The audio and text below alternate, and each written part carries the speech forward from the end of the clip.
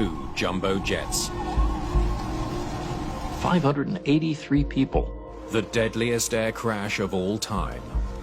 This was a nightmare beyond all expectation. If I mess this up, I could actually lose my license. Blame soon falls on one pilot. Stand by for takeoff. I will call you. Why would he ignore those instructions? But as investigators sift through all the evidence, we are now at takeoff. Whoa, whoa, whoa. What just happened there? the disaster in Tenerife grows more and more mysterious. Why didn't they get off where they were told? These are the top guys. These are the best in the business. How could this happen?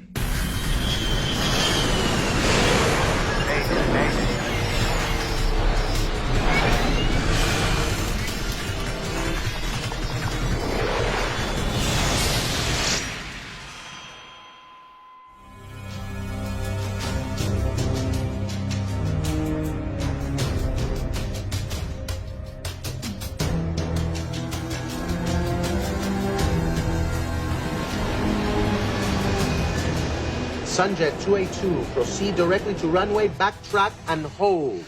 Los Rodeos Airport on the Spanish island of Tenerife is busier than it's ever been.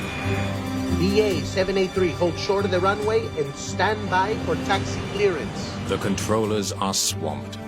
Scandinavian 1420, you are cleared for takeoff. Sterling 7392, you are next in line. Sierra Alpha, Tango Alpha 639. Right turn heading 040, goodbye. A few hours ago, dozens of flights were diverted here after a terrorist bombing shut down a larger airport in nearby Las Palmas. It's a single runway airport with a single parallel taxiway.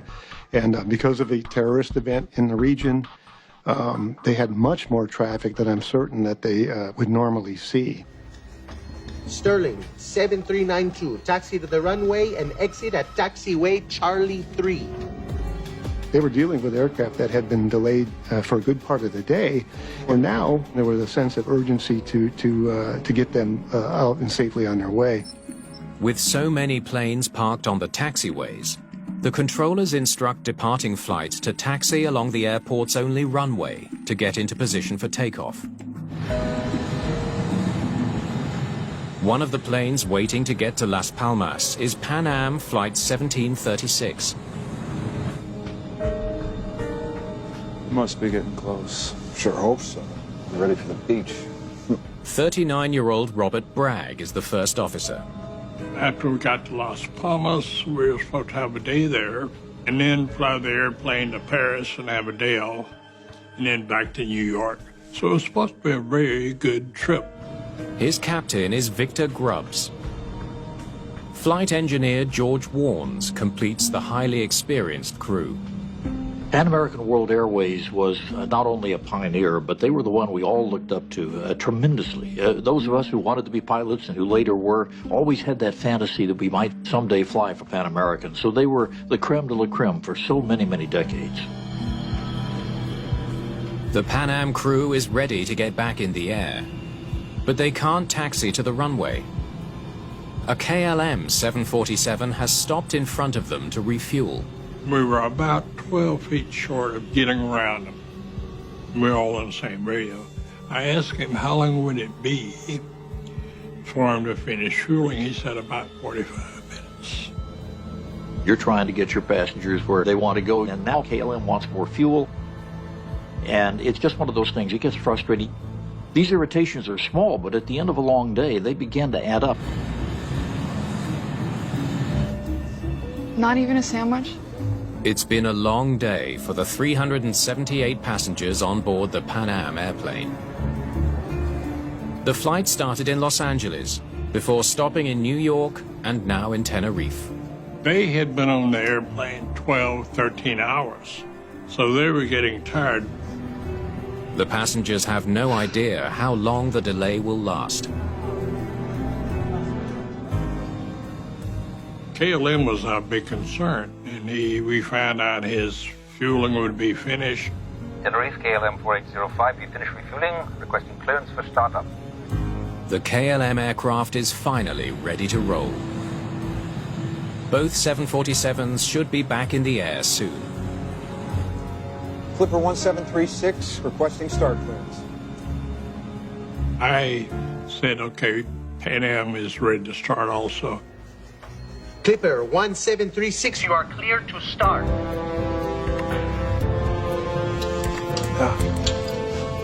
Okay. Pre-start checklist, please.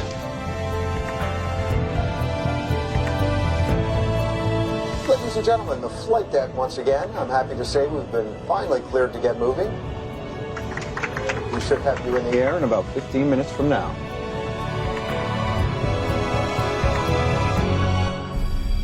The Canary Islands lie off the west coast of Africa. Tenerife is one of 7 in the Spanish archipelago. The mountainous island is famous for constantly changing weather.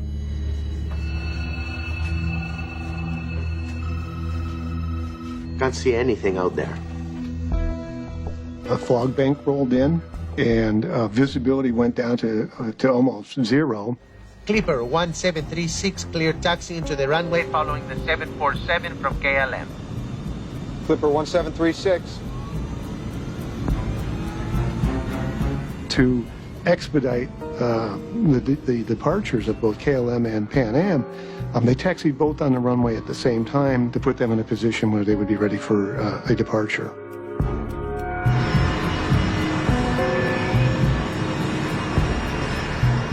He said, follow KLM down a runway, backtrack, make an exit to get around back of KLM. So that's what we were doing.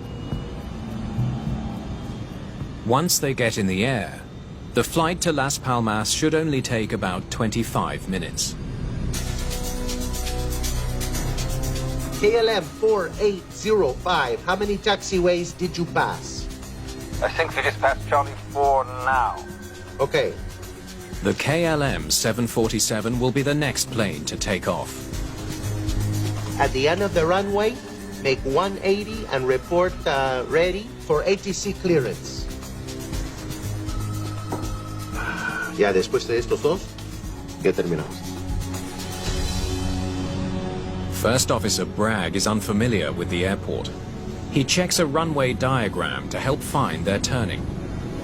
Okay, that's this one right here. Close ahead. It's going to put us on the taxiway. As they taxi, they listen to the tower controller tell the KLM crew ahead of them what to do after departure. You are clear to the Papa Beacon. Climb to and maintain flight level 90. Right turn after takeoff. Roger, clear to the Papa Beacon. Flight level 90, right turn up. We are now at takeoff. Okay, stand by For takeoff, I will call you. And we're still taxiing down On the runway, Clipper 1736.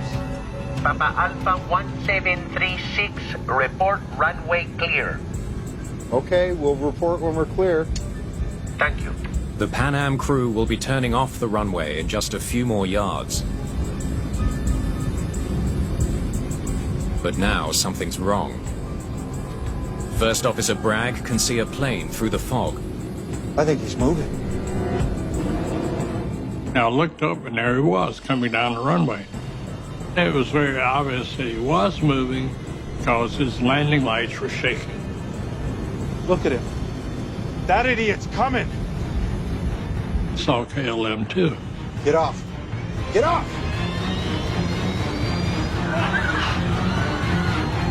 Captain Grubbs tries to steer clear of the oncoming KLM.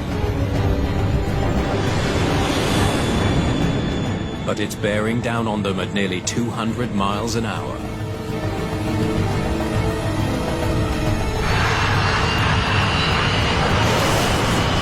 He had lifted off the runway. I could see his rotating beacon underneath.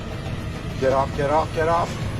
Get off, get off, get off! And then I ducked and said a real quick prayer. God, I hope he misses us.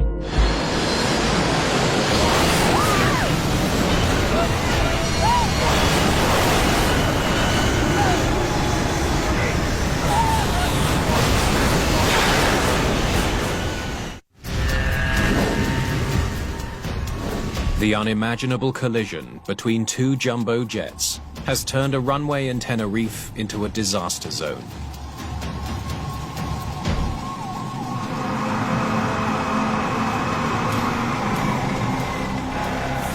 I opened my eyes. First thing I noticed, all the windows were gone. And it looked like somebody had taken a big knife and just cut the whole top of the airplane off. Get up! Get out! That's when I decided it was time to leave. It's a 45-foot drop onto solid concrete.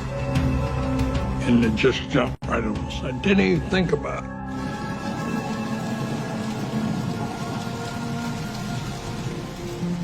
When I hit, I rolled on the ground and looked around and discovered I wasn't hurt.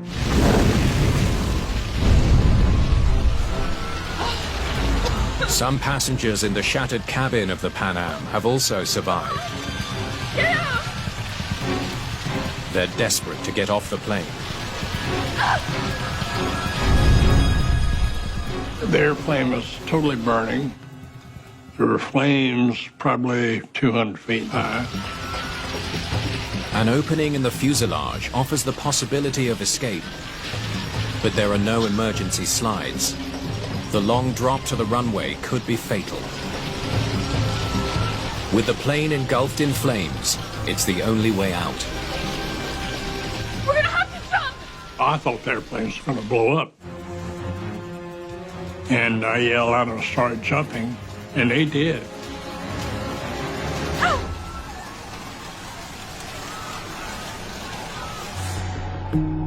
Only 61 people from the Pan Am flight survive. The cockpit crew is alive, but 335 others are dead. On the KLM flight, there are no survivors. 248 passengers and crew have been killed. All told, the disaster claims 583 lives. It's the deadliest aviation accident of all time.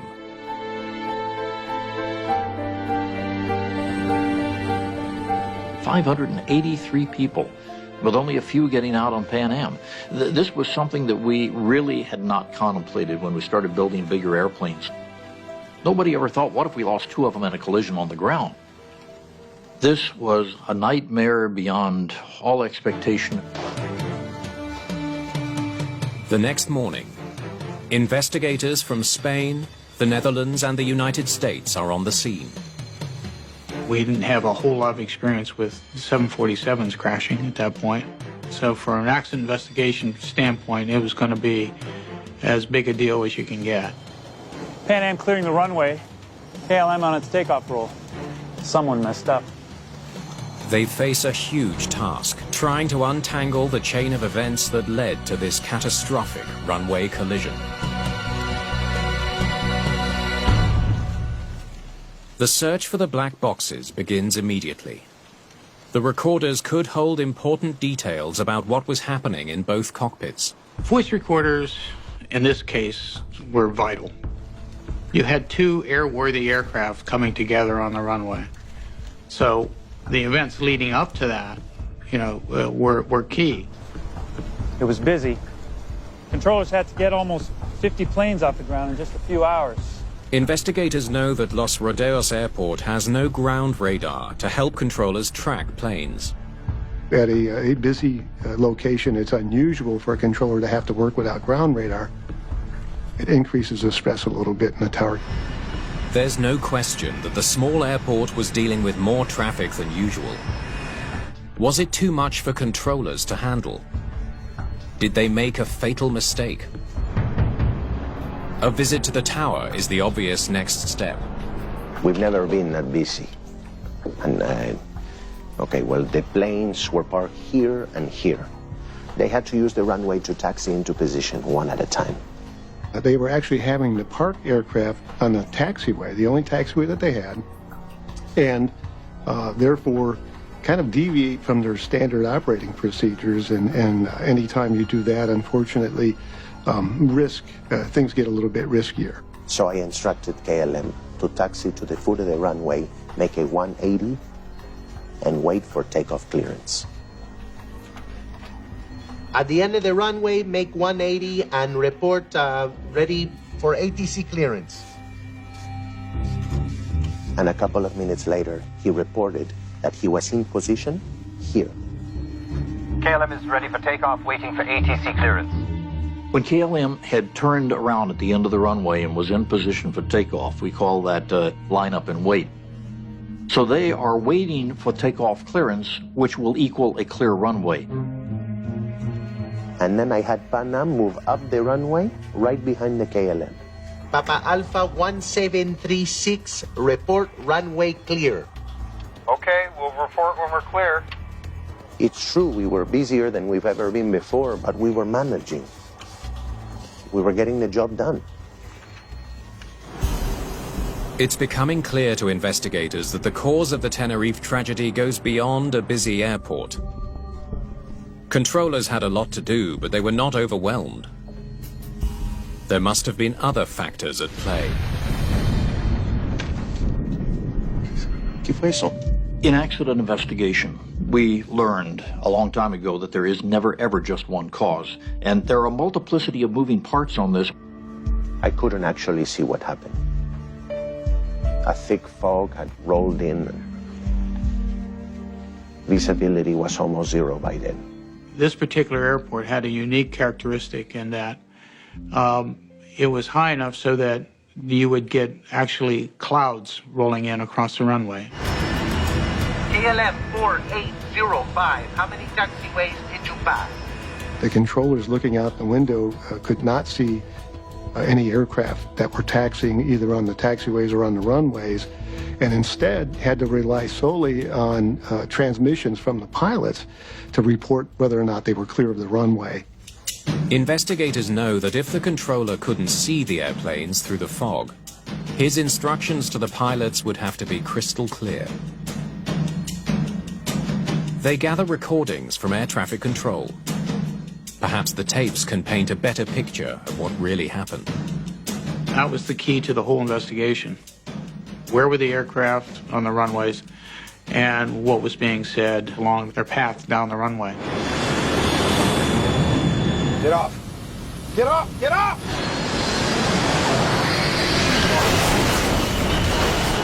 History's deadliest air crash is leading newscasts around the world. The pressure for answers is not about to let up.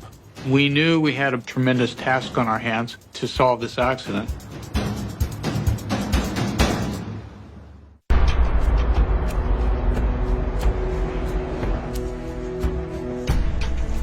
All right, let's start with the KLM nearing the end of the runway. 502. Investigators want to know if the Tenerife controller said anything to the KLM or Pan Am pilots that could have led to the collision. KLM 4805, how many taxiways did you pass? They listen to the recordings from inside the tower.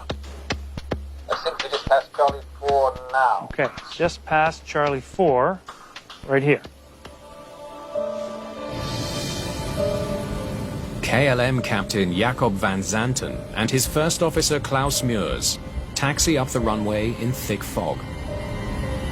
By the time that the main island airport at Las Palmas reopened and everybody was getting ready to go, it was down to about 700 to 900 yards of visibility, and that's just right at minimums. At the end of the runway, make 180 and report ready for ATC clearance. Okay, KLM was told to proceed to the end of the runway, turn around, and wait. What was the Pan Am flight told to do? Clipper 1736, leave the runway 31 out to your left. Whoa, what did they just ask him to do? I'm sorry, say again, please. Leave the runway, the third one to your left. Okay, taxi down the runway and leave the runway at the first intersection on the left. Is that correct? Negative. The third one. The third one.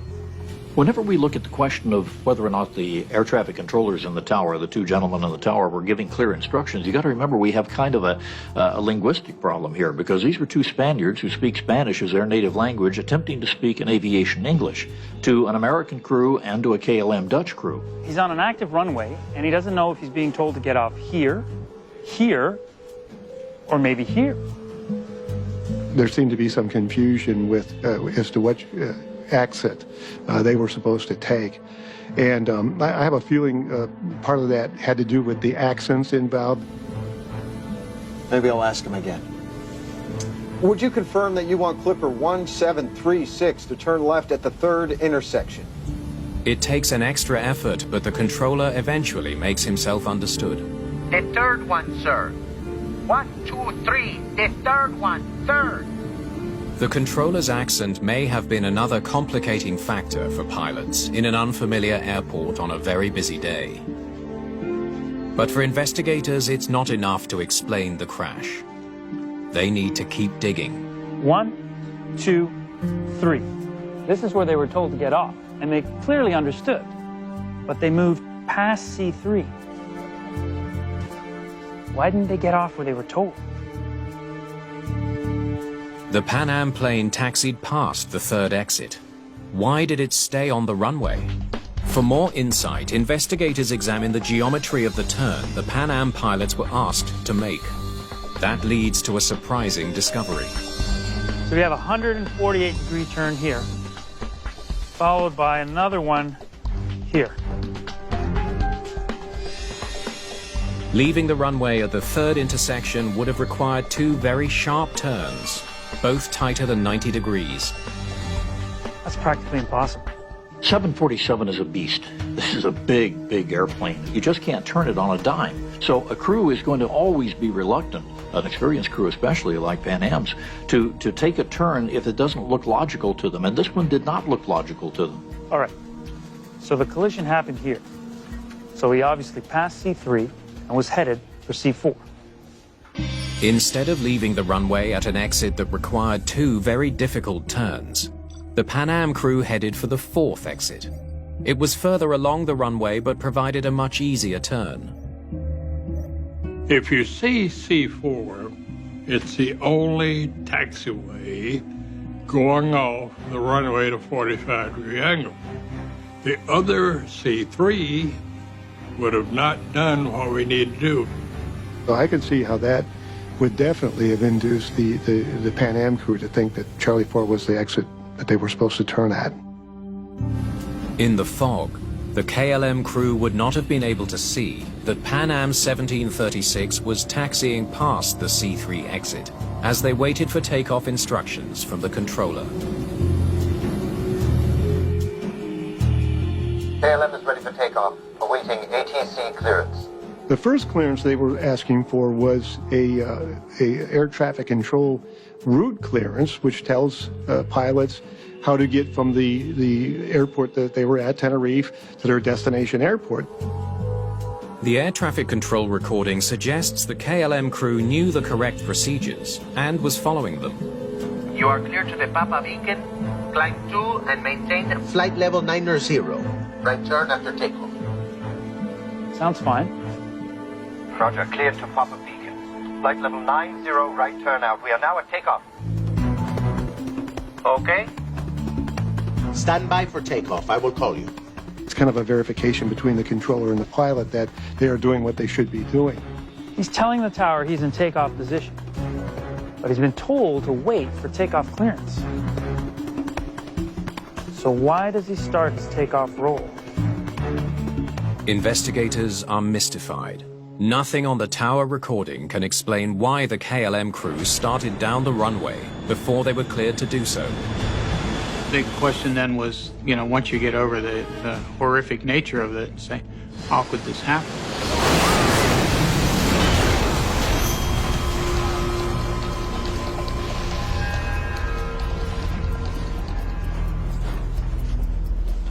At the crash site, there's new hope of finding some answers. Investigators have recovered the black boxes. The voice recorders were key to the investigation. That gave us an insight into what was going on in the respective cockpits. They can only hope the new evidence will be enough to finally solve the mystery of the worst air disaster the world has ever seen. We've located the CVR. The investigation into the Tenerife disaster shifts to the Washington headquarters of the National Transportation Safety Board. Investigator Dennis Grossi has painstakingly matched up the cockpit voice recordings with the known movements of both planes. Okay, let's listen to the Pan Am. Now, in this case, fractions of a second mattered, so it was important that we had those recorders synced up so you could hear it and you could have precise measurements of when things were said. That's that 45 there. That's this one right here. The next one is almost a 45. Goes ahead. It's gonna put us on the taxiway. The Pan Am cockpit tape confirms that the crew was having a hard time figuring out where to leave the runway. They're passing C3, and no one sees them. Did the KLM crew think the Pan Am plane was already off the runway? Keep it going. What the tape reveals next suggests the answer is no. We are now at takeoff. And we're still taxiing down the runway, Clipper 1736. Both crews are using the same radio frequency. KLM should have heard First Officer Bragg report his location. That's why I said we're still on the runway, and we will report clear of the runway. Papa Alpha 1736, report runway clear. Okay, we'll report when we're clear. Thank you. Crystal clear for all to hear. You're still on the runway. Yet KLM continues to take off. Captain Van Zanten is a highly experienced pilot with more than 11,000 hours in the air. What led him to believe the runway ahead was clear and that he had permission to take off? It just seems so alien for the crew to make that mistake. I mean, these are the top guys. These are the best in the business. He lands just after 13:30. Investigators turn to the KLM voice recording for answers. Perhaps something said in that cockpit can explain the incomprehensible decision to start down the runway. We landed here at 1:38. Yes, I know that, but we have to start from 7 o'clock. That's when we checked in. You're trying to recreate the cockpit environment, why certain decisions were made, why things were said. The time limit is 10 hours of flying with an amplitude of 13 hours. That's his fun stopover. The recording reveals that the captain is worried about work hours. If the crew exceeds their duty time, they'll be forced to cancel the flight. And that means probably $30,000, $40,000 of hotel rooms for the outbound passengers who they're not going to be able to carry back that night. It is a bit of a logistical nightmare, especially in an outstation in a foreign place. Dutch regulators have also recently tightened the rules governing flight crew duty time. A Dutch pilot can now have his license revoked if he exceeds the legal number of hours. The crew left Amsterdam at 9 in the morning. They still have to get their passengers to Las Palmas, pick up another load of passengers, and get back to Amsterdam before the clock runs out. If I mess this up, I could actually lose my license. We certainly wouldn't want that. Well, if we're waiting, we might as well refuel. Tenerife, KLM 4805, now requesting refueling at the apron. Van Zanten's concern over duty time explains why he decided to refuel while in Tenerife. He was going to do everything in his power to make sure that he could, complete the flight within his legal duty time limits.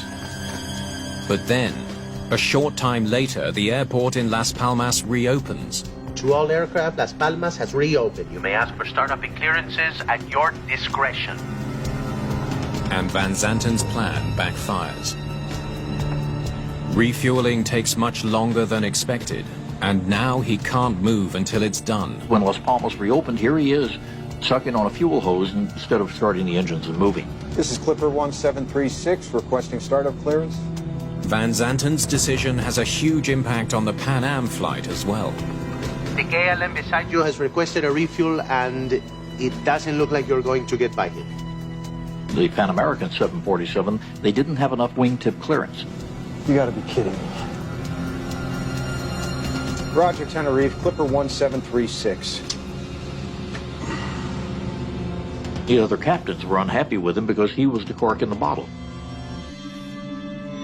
The refueling delay means the KLM crew now has only 2 hours until they're grounded.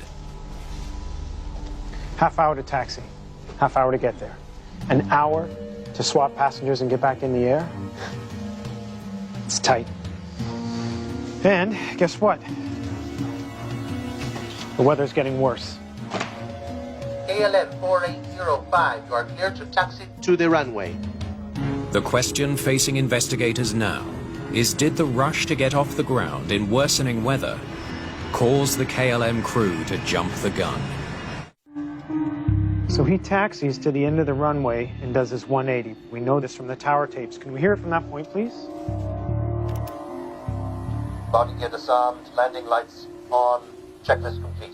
Investigators hear more evidence that the captain of KLM Flight 4805 may have been in a rush. Is he throttling up? Wait a minute. We do not have ATC clearance. No, I know that. Go ahead and ask. It was obvious that time was an important factor in the KLM captain's decision-making.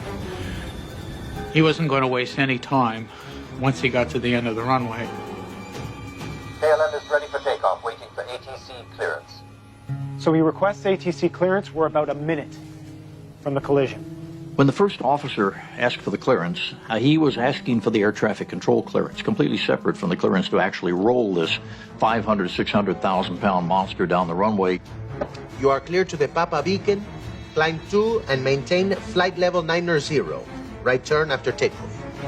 What investigators hear next answers many of the questions plaguing this investigation. Yes, Roger, clear to the Papa Beacon. Let's go, check thrust. Flight level 90, right turn out. We are now at takeoff. Okay. Whoa, whoa, whoa. What just happened there? Play that again, please. The controller is providing instructions for what to do after takeoff. You are clear to the Papa Beacon, climb 2 and maintain flight level 90. Right turn after takeoff. Yes. But the captain reacts as if he's actually been cleared for departure. They get a clearance from air traffic control that contains the word takeoff, and that confirms for them that everything is the way it should be, when in fact, everything was not. Roger, clear to the Papa Beacon. Let's go, check thrust. Before his first officer has finished reading back the instructions, Captain Van Zanten is already on the roll. Flight level 90, right turn out. We are now at takeoff. Investigators now know what the Dutch first officer meant by "at takeoff." He's reporting that he's actually taking off, not that he's ready to take off. Unfortunately, in this case, it meant they were taking off from the KLM perspective, and for the air traffic control perspective, they were hearing we are at takeoff position. But for investigators, there's something about the radio exchange that still doesn't make sense. According to the tower transcripts, the controller advised him to stay put. Okay, stand by for takeoff. I will call you. Why didn't the KLM crew follow that clear instruction to stand by? Give me Pan Am at 1706. That's when Pan Am reports on the same frequency that they're still on the runway. And we're still taxiing down the runway, Clipper 1736. Hold it there. Why would he ignore them? The cockpit recordings continue to baffle investigators until they hear another critical moment on the KLM tape. We are now at takeoff. Okay. That's what he heard? It's a stunning discovery. Flight level 90, right turnout. We are now at takeoff. Okay.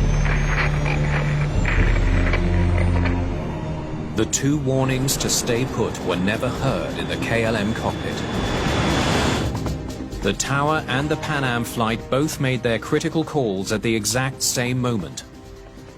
Okay. And we're still taxiing Stand by down for the takeoff. runway. I will call you. Clipper 1736. The simultaneous transmissions produced a 4-second squeal in the KLM cockpit. We are now at takeoff.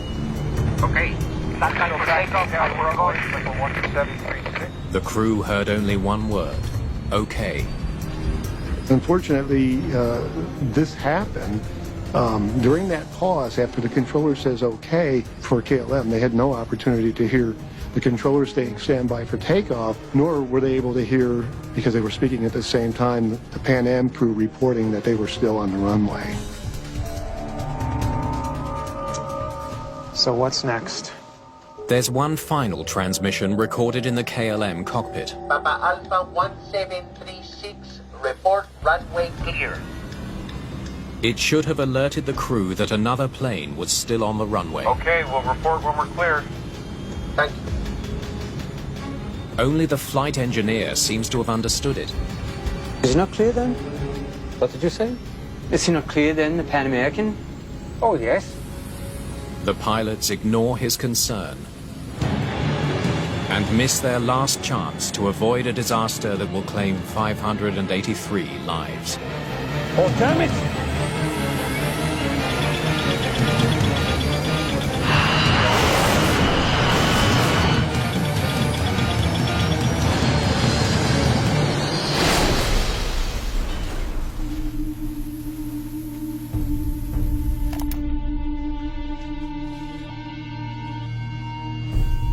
Van Sant should not have moved without explicit clearance.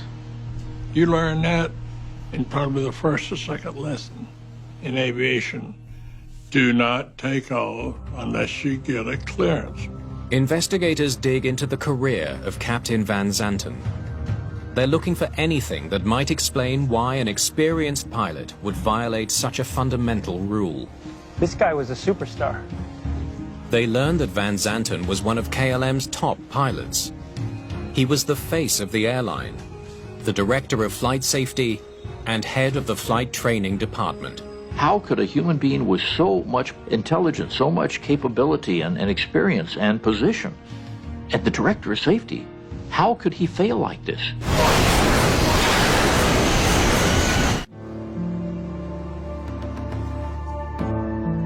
Investigators suspect that in an odd twist, the captain's elevated status may have played a role in the Tenerife disaster. Back in those times, everyone had an awe of the captain, if you will. His word was God. His word was unquestioned. If he has that kind of authority, it's less likely for someone, his junior, in this case the flight engineer and the first officer, to challenge anything he does.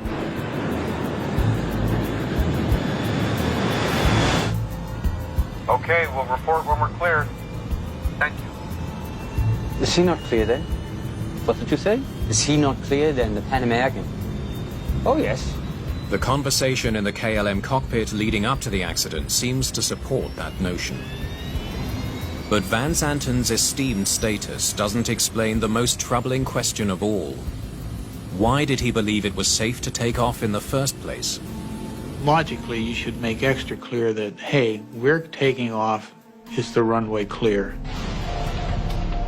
Investigators search desperately for an answer and come across a stunning detail in the captain's flight log. It could be the final piece of the puzzle. This was his first flight in 3 months.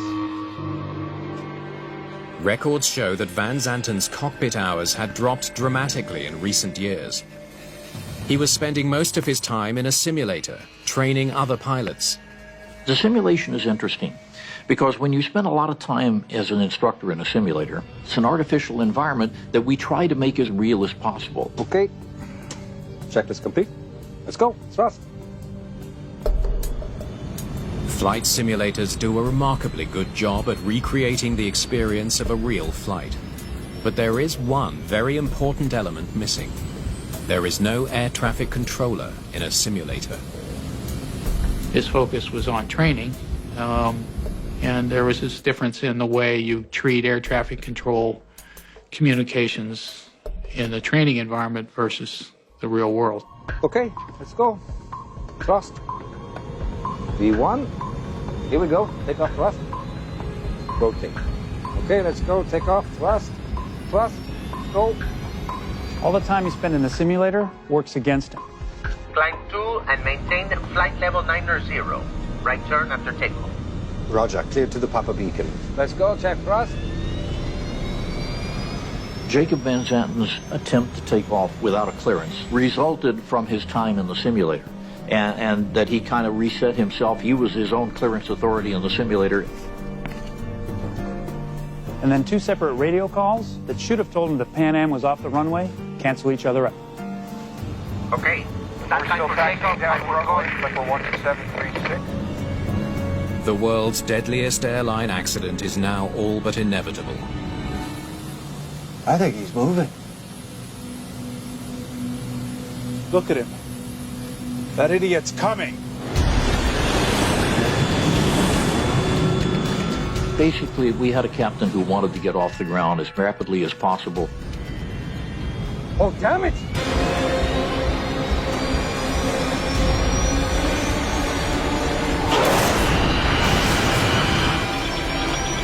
The weather was not cooperating, and he was about out of crew duty time. And in a situation like that, the human mind, our carbon-based brains, tend to jump a few cogs, so to speak. Get off, get off, get off! Get off, get off, get off!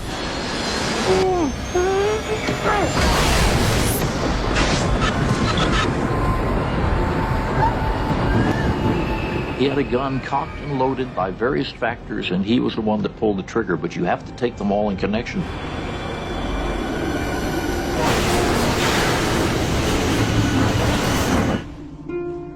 The investigation into the collision at Tenerife results in dozens of recommendations.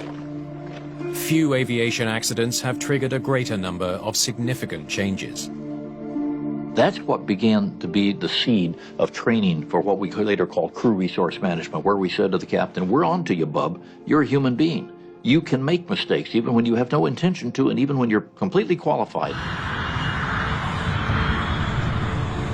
KLM and other airlines transform their training methods for captains, helping them become more responsive to their crewmates. Even the most senior and the most highly trained individuals can make mistakes. And we need to rely on the resources of all the crew members to compensate for that. You are clear to the Papa Beacon. Climb 2 and maintain flight level 90. Right turn after takeoff. The accident also changes the very language used by controllers around the world. Controllers don't use the word takeoff unless they actually mean and intend for the aircraft to be doing just that, taking off. Instead, they will substitute the word after departure, turn right heading 040 or something to that effect. Those 583 people, those people did not die in vain. We have learned those lessons. They changed the whole face of aviation safety.